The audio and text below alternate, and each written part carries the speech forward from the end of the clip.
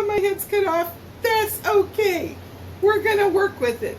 We have been trying to jiggle and wiggle the tripod around on top of tables, down on the floor, up on this table. Oh, you don't know what we go through to try to get this together. And my hat's off to my co-producer over here, and he's going to be today's sous chef if I need some help here. We're going to cook my version of the local style beef curry stew. Now I say my version because I've been informed by some of my friends that I take a little diversion towards the Samoan style. And why they say that is because I use coconut milk in mine, and I guess the Samoan people like coconut milk in theirs. So I must be partially Samoan in my spirit, I guess. Now, what you will also need is some of this golden curry. And if you noticed, it said right here, it says mild. See, mild. They also have medium and hot. So now, depending on what you like, for example, we know that Adam would want the hot. Sometimes what I do is I get 2 boxes of these. I'll get one that's mild and I'll get one that's medium. And these come in a pouch that's got, as you can see here, it's got 5 different things. And I'm going to open it so you can see what they're like. It's kind of like a very soft and pliable bouillon cube is basically what it's like. And it smells so good. Now it's all in one piece, but if you want to break it, see, it's scored like that, and you can break it off. So if I buy the medium, a lot of times I'll use 2 or 3 of the mild and just 1 or 2 of the medium. So I kick it up just a little bit, the heat, but not too far. Okay, so you'll want that, and this golden curry is my favorite brand. Okay, you're also going to need a package of beef stew meat. This is, let me see how much poundage this is. 2 pounds, okay? So 2 pounds of stew meat, a little bit of flour,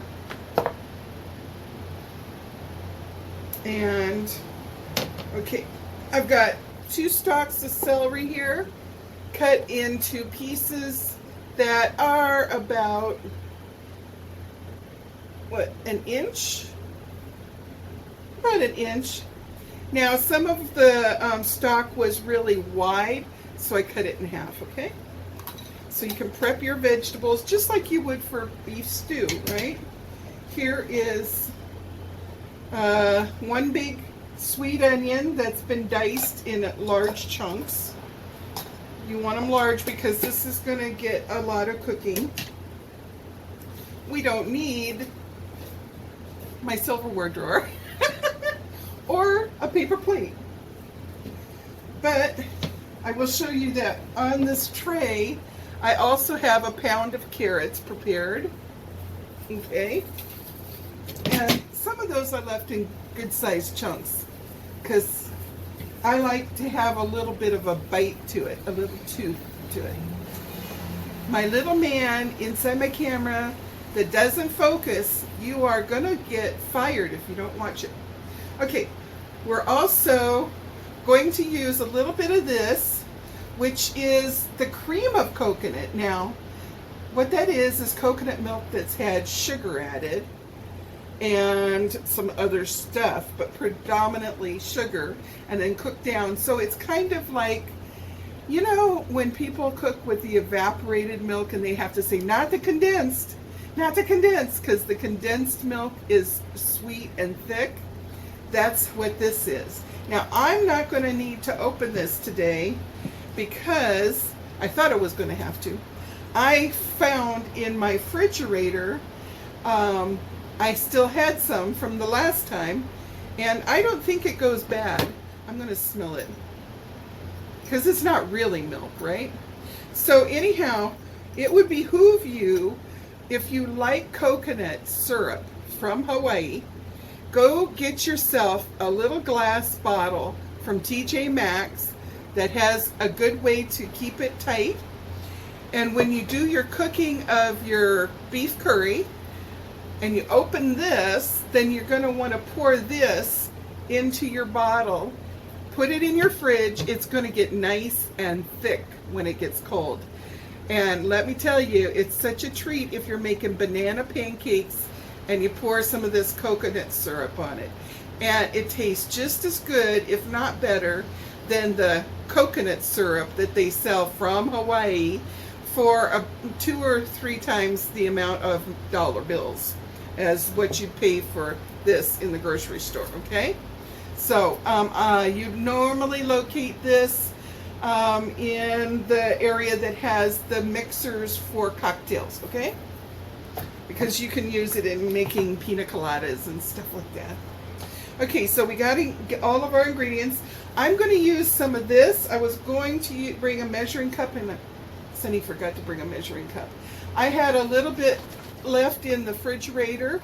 This is my favorite beef stock to use in stews and in soups and in pot roast, okay?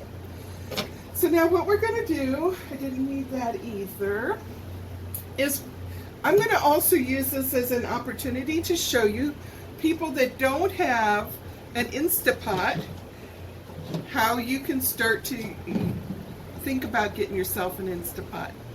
Okay, I have the 6-quart. I love it.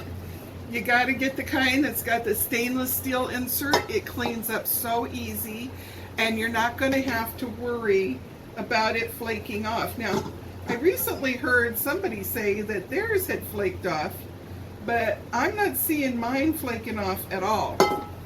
So anyhow, I'm going to teach you a few things about this. This can also saute. So we're going to put a little bit of oil in here, and we're going to turn it on saute, and we're going to quickly sear the beef shut. Okay? And let me move this out here. Dennis has already got it plugged in, so that's really good. Oops, stop. Your InstaPot can do many, many, many things, and it's wonderful, and you don't have to be scared of it. It has 10 different safety features so that you don't get any kind of explosion stuff, okay? Now, like what I was showing my granddaughter who recently got one, you have to always check and make sure your silicone seal is fitting in with that stainless steel ring holding it down. And before you remove it for the first time for cleaning, this guy in the camera is going in and out. What you're going to want to do is really take a good look at it and make sure that you understand how that fits in, so that, because the very first time, see, this is my 3rd pressure cooker. We use the other 2 so much that a lot of the nonstick coating was flaking off, and that's when it's not healthy for you to cook in it any longer. Same thing with your rice pots or any other electric appliance that has Silverstone or any other kind of quote-unquote non-stick in it, okay? So I know with this from my first pressure cooker, I forgot to really pay close attention to how that silicone seal fit in, and I took it, just whipped it out and washed it up, and then I was trying to figure out how does this go in again, and it was kind of scary. So always memorize how it's supposed to look, right?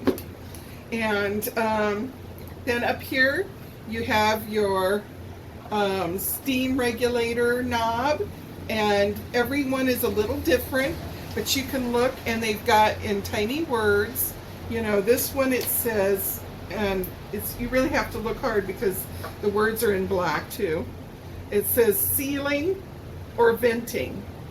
Now venting is on either side, so you can open it either way. In the center for mine is closed. And you see there's another little vent right here. And as it's starting to build up pressure, steam will be coming out of that puka, and it'll start to make like a little hissy sound. Don't get scared. That little hissy sound is normal, okay? Now, when it reaches pressurization, it will suddenly, this happens all in one moment. The hissy sound stops and the steam stops, and you hear a little click.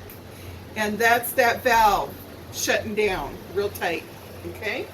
So, for those of you who've never been exposed to a pressure cooker, now you kind of got the scoops.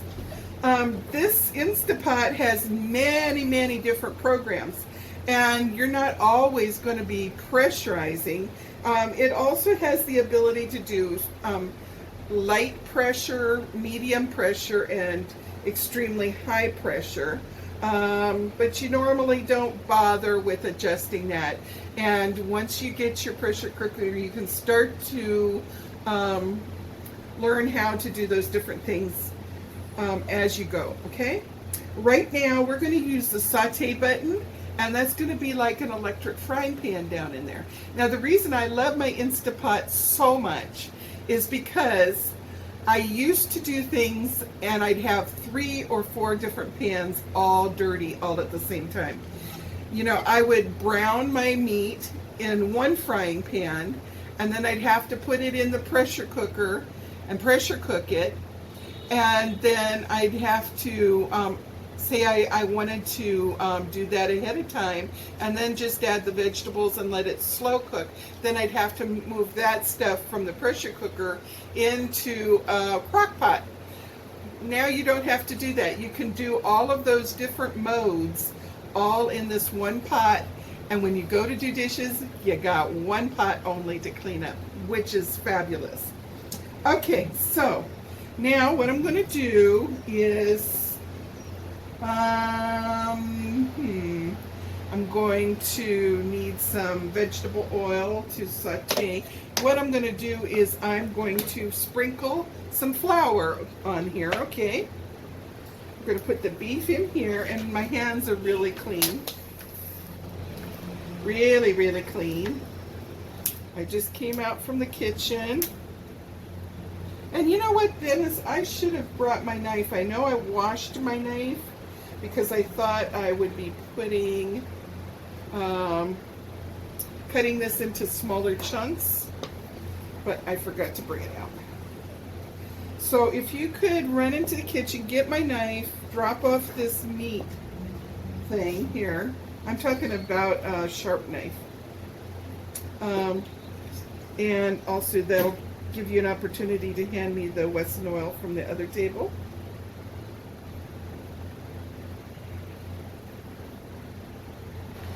Okay. And if you need to put it on pause to go out, you can. And then we'll just unpause it. Probably need to I don't know, I can duck my head down. You don't care if my head is chopped off, do you? Don't worry about it, Dennis. Just put it on pause. You see the 2 little hash buttons marks there? Yeah, just one time. And we're back through the magic of television. Okay, I have to show you. This is so funny. I have never opened a package of beef stew meat and had it look like this. Look, huge pieces. Blooper reel. Blooper reel. But look at this one. Oh my goodness. They didn't even bother. They didn't even pretend that they were cutting it for beef stew. Do you want to find super huge? Hey, get off of there. You offered. You said, do you want to find? And she jumped down to Aww. Find it. You got to get it back up in the top part, baby. You can't be down here. She wants to watch. She wants to do this too. Your baby's climbing all over the spot. You pulled out the wrong thing. Meat. I shouldn't show them meat. There it is. She'll go back up. There you go. Yeah. Okay, so we're going to cut this up into more manageable chunks, okay? Yeah. Stay here. The mama dog is really in big hot water. She's not behaving herself very well at all. So I'm going to use the edge of my little, I've got a wooden cutting board here. It's really nice. And I'm going to cut some chunks. Cut your chunks, you know, for beef stew, right? Golly, if I had known ahead of time, this is the first time I haven't had it chunked up like this. Okay. And I like to try to trim as much fat off as can because, you know what, there's still plenty of fat in here. And it's going to make your stew greasy, right? So, wowee.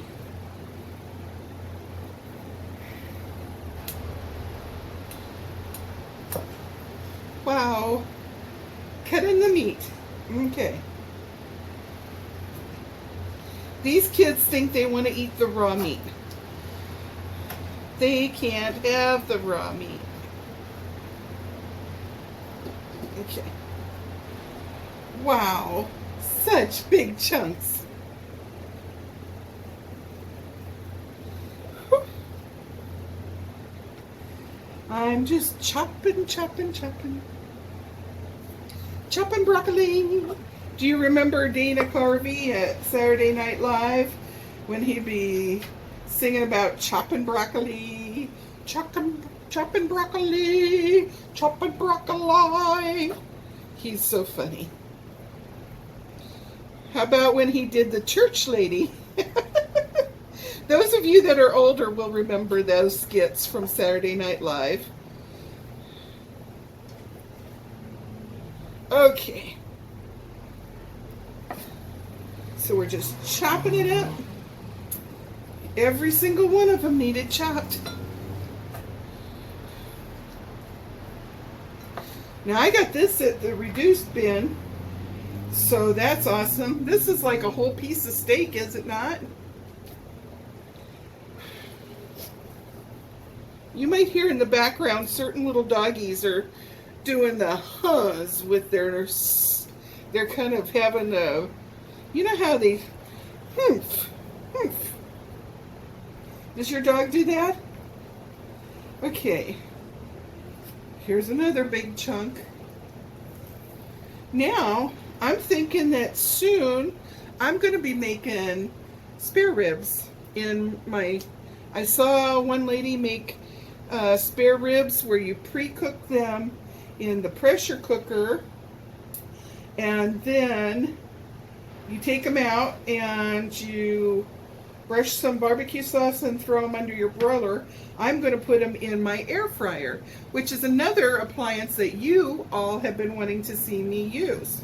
So we might do that really soon because I've bought some potato salad. I doctor up potato salad and it tastes so good. And you wouldn't know that was store-bought potato salad. Because we like, Dennis and I like the potato mac salad. So I boil up some macaroni noodles and elbow macaroni and add that and some more mayonnaise and some sweet pickle relish, of which I told you I have about a 4-gallon jar, right? I told you about that big jar I got for $3. And it's the brand that we always use. What do you think? That's too big, yeah? Okay. I think I have them, except for this piece, just about all cut into right sizes. Sorry that we added a few more minutes onto the video because I needed to do this. I wonder if I ever am cooking with you guys and I get injured, should I just leave it on and not take it out of? Should I let you see me being a klutz in the kitchen? This is kind of big, but some of them should be big, right? Okay, so I'm not going to sprinkle salt because even though it's good to layer salt and pepper, we're going to have enough salt. The curry has got a lot of salt. It doesn't taste salty, but it's going to have a lot of salt. Trust me on this one. So we're going to turn this on to saute, and you know, it says normal.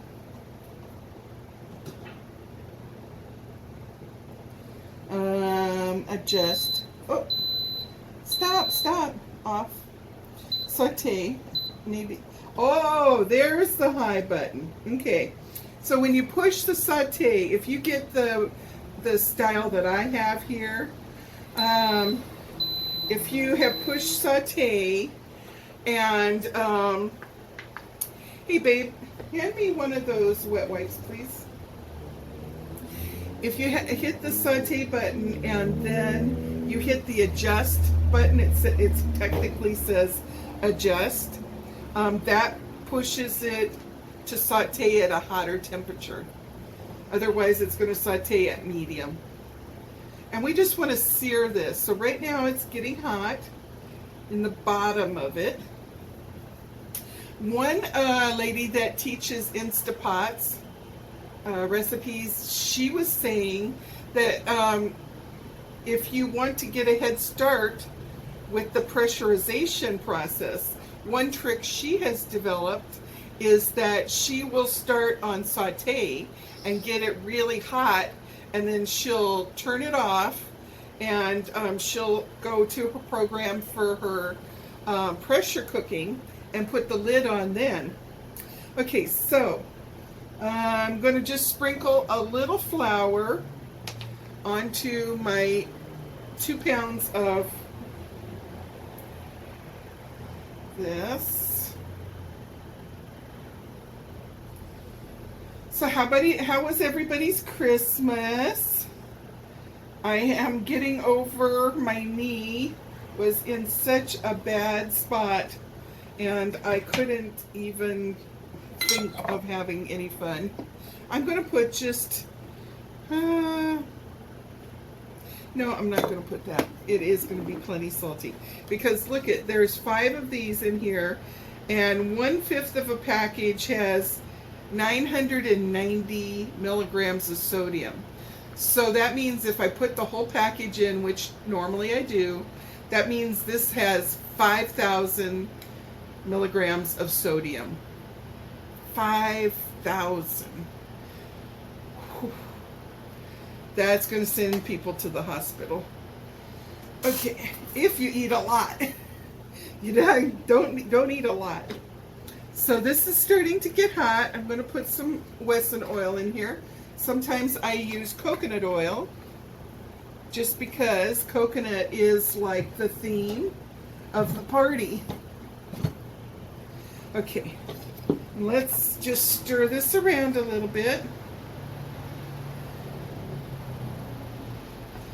Now the beef stock also has some in it. Hopefully we won't eat the whole batch. Lately we've been very naughty, and I'll make a whole batch of something and we'll eat the whole batch, like a whole batch of chili or a whole batch of spaghetti. Or last night it was shrimp Alfredo, and I had so much sauce. I had, was it 7 servings of sauce? And I think we ate it all. That means we each ate 3.5 servings of sauce. That's really bad. Now you know why I'm 3.5 times heavier than everybody. Of course, it doesn't explain why Dennis is not 3 times heavier than everybody. He's apparently got a good metabolism. So, okay, so we put a little bit of flour. And we're going to throw them in here. I don't know if you can hear the sizzle. Can you hear the sizzle?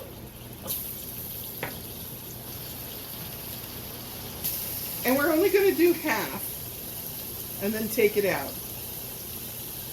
And new cooks, you won't know why. But old cooks will know why. Because as you put more and more in here, oh, it's starting to stick. It's okay. That'll come up when we're steaming in here. Pressure cookers go by steam, so you have to have liquid, at least half a cup of liquid, so it can build up steam. That's how it pressurizes, okay? You never ever, inside here it'll say maximum, you never want to overfill.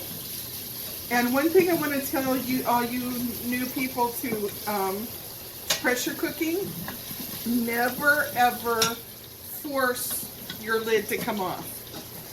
You hear stories, horror stories, and they show a lady that's burned, and she's burned on the side where it shows us, Dennis and I figured it out.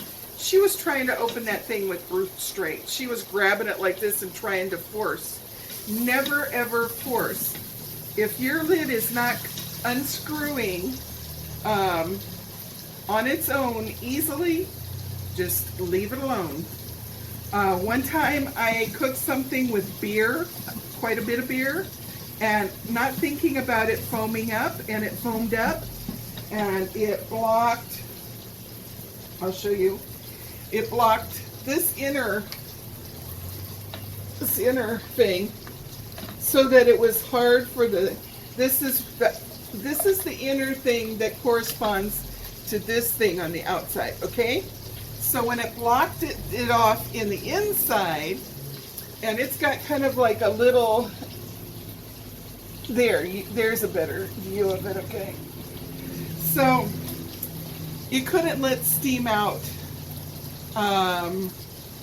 effectively because it was blocked with some foam and residue of the meat and stuff. So when I went to unscrew this, it wouldn't let me unscrew because it was still pressurized.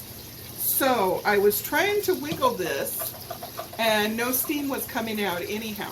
So what I did is I just left it alone for about an hour and let it cool down, and then I came back and it slid open and it had slowly but surely dissipated the steam out. That's a very rare occurrence, and I don't cook with anything that foams anymore. It's a lesson learned, right?